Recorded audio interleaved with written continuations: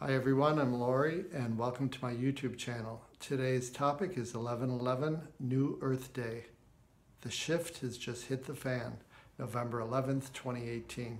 And I just want to dedicate this special day to my teacher, the late Dolores Cannon, who was the first person I ever heard talk of the New Earth. And she described it as like the third dimension, or the third dimensional Earth splitting like a cell and migrating from the fourth to the fifth dimension, where there would be a new paradigm for the good of all and a heart-based community of individuals. And she also said that if you believe something with all your heart, you will see it. And I think that's a great combination of thoughts, the new earth and believing in it. And I think that is sufficient to get us to inspire people to move forward in that direction. I also think that the summer was very difficult and almost bleak in the idea of, it felt like between the eclipses and the retrogrades and just the energy pouring down on the earth, that we were really coming to the close of 3D possibilities between politics and just the energy in general. It just felt like possibilities were just coming to an end. And there we were at the river's edge, and the torrent of the fourth dimension, which is an emotional and mental realm, was facing us. And there, the fifth dimensional Earth was on the other shore. And how to cross that and how to really let go of all that we have been functioning in for millennia, the idea of a mind-based society where we could be confused with a lack of information or disinformation or manipulative viewpoints or advertising or co-opting of sources of information, where we could be led into someone else's idea of society, maybe a commerce-based society, a focus on service of self instead of the service of the good of all. And so I think moving to the fifth dimensional paradigm, the service of all, is a heart-based venture. And we're moving now across this fourth dimensional river, you might say, to the other shore. And we're leaving a mind-based society which built on the tenets of fear, lack, competition, and judgment, which cause so much emotional distress in us, to a love-based society where everyone is there for each other and helping each other, is pretty daunting to be able to let go of the way we think and the way we operate and move into this river, sort of cross this river that has to do with letting go of the darkness. And, you know, the darkness is really just energy. And the energy in the form of darkness is built up and stored in our bodies because of our reaction to all the stress from the mental realm, the third dimensional mental realm. It is so toxic and so overwhelming. It causes reactions like anxiety, fear, depression, anger, guilt, shame, you name it. And these darknesses have to be purged in order for us to function fully in the joyful realm of the fifth dimension. So it's really important to realize that we have to have a practice that allows us to let go of these emotional reactions to this misinformation. It's also difficult because we're not only capable of shifting into a higher vibration, but we are also helping the collective to shed this negative energy collectively, and we're also working on our own things. Plus, we are being fed upon in the fourth dimension by the negative energies, the ones that have always fed upon our reaction to stress and manipulation. So having a practice where we can fine-tooth comb through this negativity and clear it from our field is essential. And another thing that's essential is self-love. And between the two, clearing ourselves of negativity and then through self-love, building the power of our light is what will allow us to become the way showers that we feel within our heart we are. And in order to do that, a daily practice is what I recommend and what I do myself. And let me just describe that a little bit. First of all, when I woke up to the idea that I was wanting to help other people awaken, I realized that all my life I didn't fit into anything. And I am an empath and a very sensitive person, and it's really, confusing, I guess, that to live in a society where you don't fit in and there's bad behavior and there are brutish behaviors and people not giving the respect that you expect from another human being. And after a while, it cultivates a sense of low self-esteem.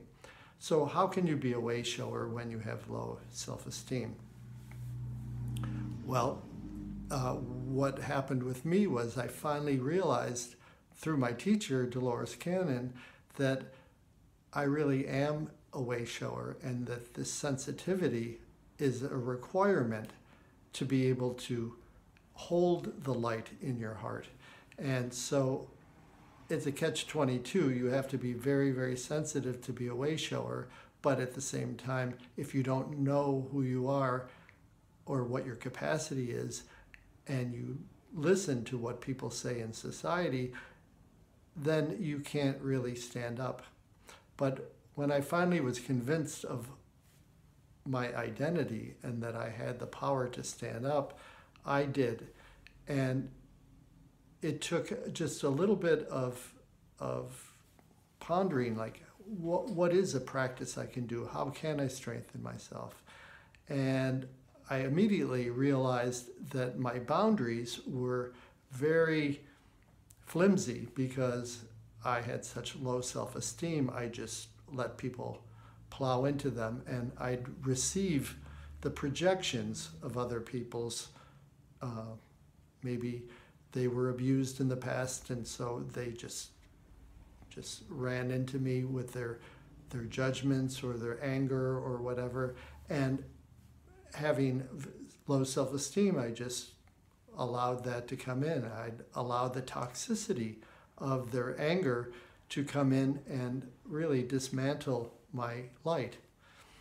And I came to realize that if I can erect a boundary that was firm and was able to withstand these projections of other people's, I could have a sanctuary within where I would have a safe space to function. I also came to realize something that didn't really dawn on me. Although I had love in my heart, I was a compassionate and good person, I sort of listened to my own rhythm, and I followed my passions all my life. I still didn't sort of mentally put it together as to what was going on spiritually. I believed in source and I believed in love and all that, but I didn't quite understand about the higher self. I had heard about it a lot, but I never really understood what it was referring to. Like if someone asked you, do you have a soul? I'm sure everybody would say yes. If I said, how do you use it? Most people wouldn't know exactly what to say. And so what I came to understand was that the higher self is really just an ember of the original source energy. Everybody is given a little bit of this energy, and in other words, source energy individuates or becomes individual. Let's just say it's the smallest ember of source, and it's given its own dimension, so we're all unique, and this source energy watches over each incarnation that we have, each life that we live. The higher self is not allowed to give you the answers to the exam or interfere or impose its guidance, but it's always watching over us. And when we're being watched over, it is basically that it is encouraging us through experience and through loving guidance that is sort of hands-off, that the will that we have been given is cultivated and evolved so we can see through all these lives that a love-based center and being in harmonious industry with other love-focused and centered beings is really the way to go. It's the way the whole universe and the whole cosmos functions. And we are sort of in a gestation period of growth where we are cultivating this will to choose love and the good of all, as opposed to the selfishness of just solely individuating. And so I realized that the higher self or the soul is always just guiding us from afar. It's in our field and it's always there, but it's silent. And just kind of like a co-pilot, realizing that the pilot is there and can help if you just turn to the pilot. It's connected to the tower, and it knows what's going on everywhere, as opposed to just what our mind knows, which is just our personal space. So I realized that the higher self can be collaborated with. It can become a partner. And I found out ultimately it is the parent and the partner that we always wish we had, but never knew was there. And when you seek the companionship and the attention of your higher self, it must and can help you, but you have to initiate it. It's not allowed to initiate it itself. So my idea of having a daily practice would be to seek out the companionship of the higher self and seek out the help of the higher self. So what I've come up with is a way to really engage myself with my higher self. And what I realize is that the higher self is in energetic form, and it is around your body. And our lung capacity is very small. It is just, we only take sips of breaths. And that keeps us from using that 90% of our brains.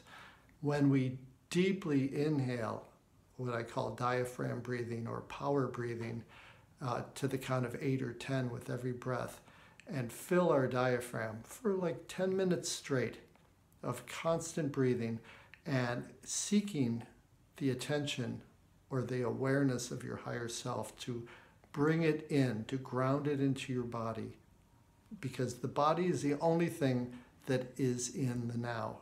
It's the only thing that's present. Any thoughts are either in the past or the future. The only thing that's standing in the stream of the now is the body. So when we deeply breathe in the awareness of our higher self, we invite it in. You could even say, I love you to your higher self with every deep breath. Bring it in. It will start to turn you to a sense of well-being and inspiration. It'll start giving you ideas. It'll start to make you feel better. It'll start to heal you. And it will connect you with this infinite realm, this field of potential that is what Source is. So that's part of the practice. And the second part of the practice is that your higher self will give you anything that you ask if you don't doubt it. So instead of building and building and building this reservoir of fear and reactionary emotions to the 3D society, you can not be the victim, but ask for help. Ask that this problem gets solved. Ask that you can have a meeting go well, that a trip goes well, that you get the car that you need. And I don't mean just becoming completely materialistic and want. I'm talking about what is in your heart, what you need, what you want, and what will make you happy. And to really consider that and ask for it. Every day, have a practice of deeply breathing, calling on your higher self, just finding some peace and quiet within, and creating a sanctuary, and then plan your day. Ask for what it is you want. Now, I put out a number of videos in the very beginning to lay a foundation of this higher self connection in the form of a tutorial, and they are listed on my Lory YouTube channel. If you go there, you will hear the first few videos on the higher self tutorials, and they can lead you into a practical daily practice of connecting with your higher self and creating miracles on a daily basis. I also have the transcript written down on my quantum healing hypnosis website.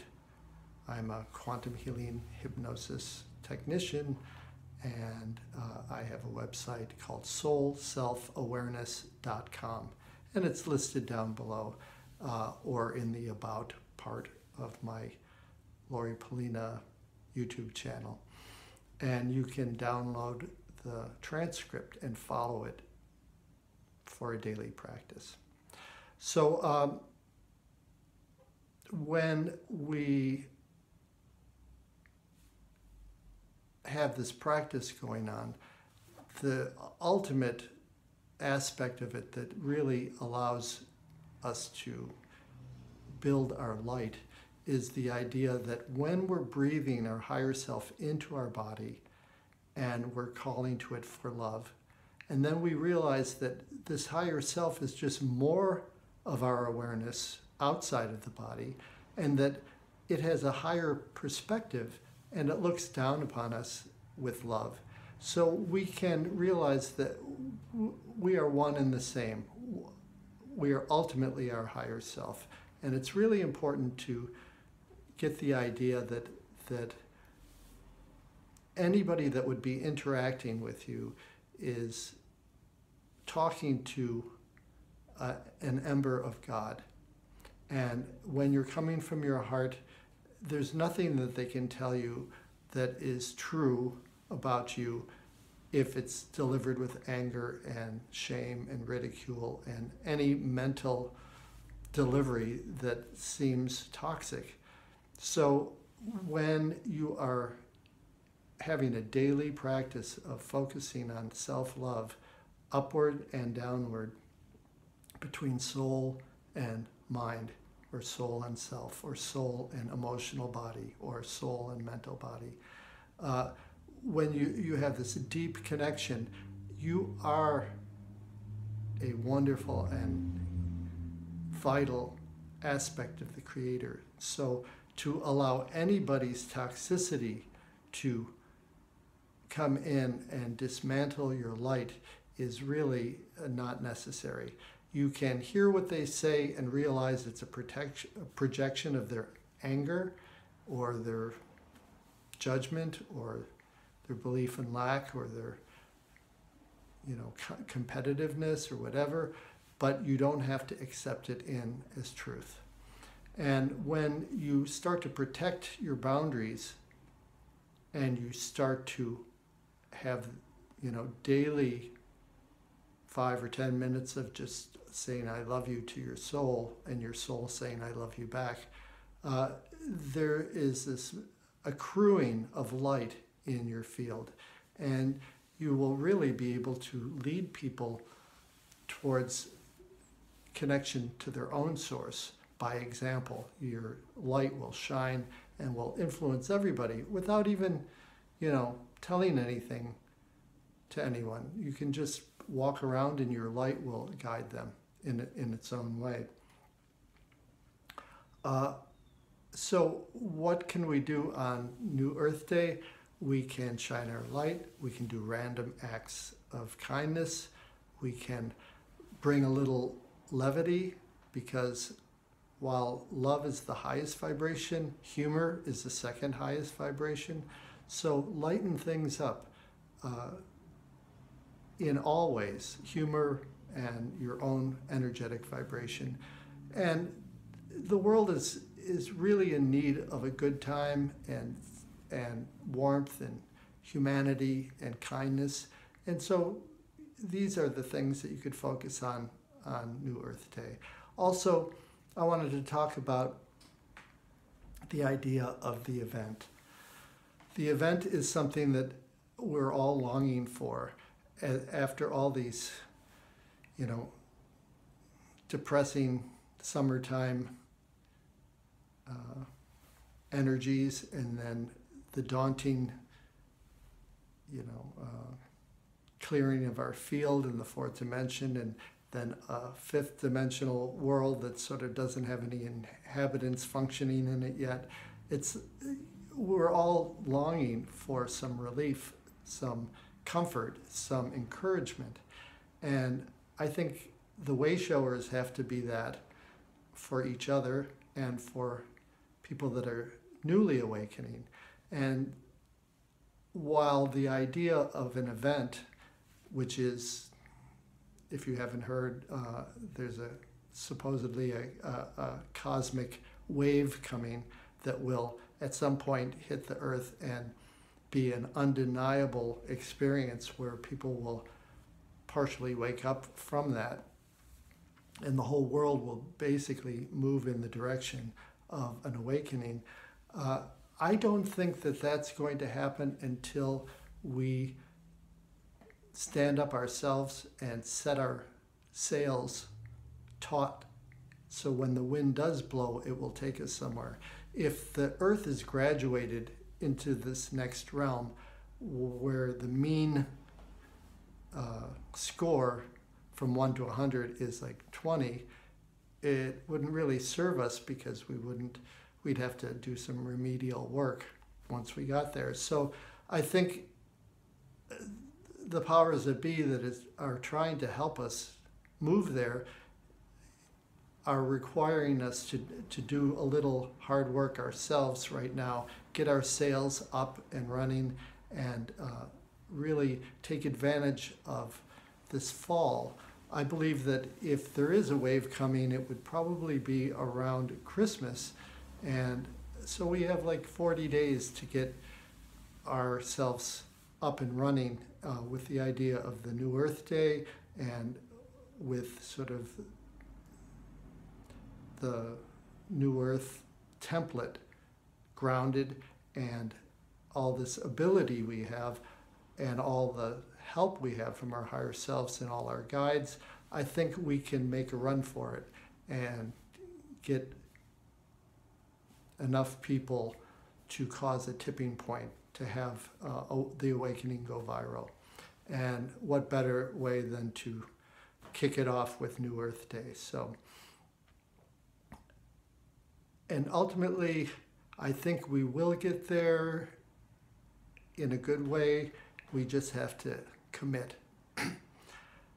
And I just wanted to ask you to put some of your comments down below if you have any. I would love to hear from you. I'd also appreciate if you went to my Lory Polina YouTube channel and subscribed. I also give coaching by Skype, and I do QHHT sessions that are in Buffalo. And what else? I'd like you to just have a good week and enjoy tomorrow. And what else? Don't forget to breathe. There you go. I'll see you next week, and have a great rest of the fall. Bye.